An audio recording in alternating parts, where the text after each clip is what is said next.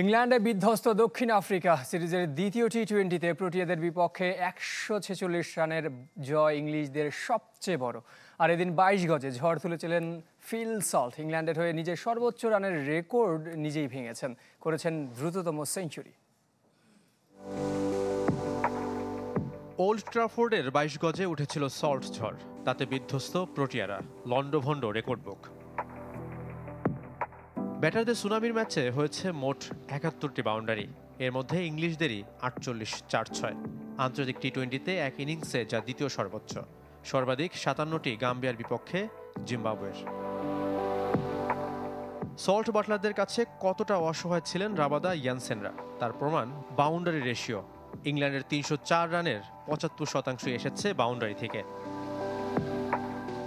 ইংলিশদের ৩০৪, তৃতীয় সর্বোচ্চ দলীয় ইনিংস। জিম্বাবুয়ের ৩৪৪, নেপালের ৩১৪ পর আন্তর্জাতিক টি-20তে তৃতীয়বার ৩০০ পেরোল কোনো দেশ।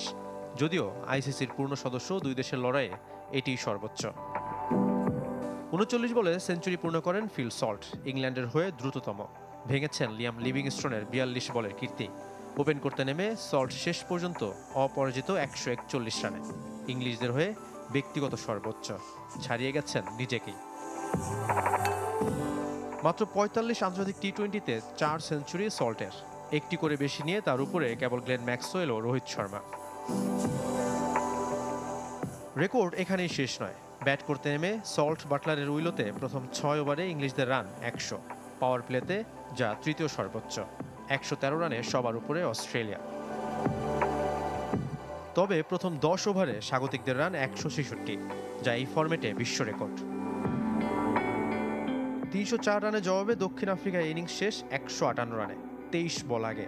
রানের বিচারে ১৪৬ রানের জয় ইংল্যান্ডের সবচেয়ে বড়, তেমনি দক্ষিণ আফ্রিকার সবচেয়ে বড় হার।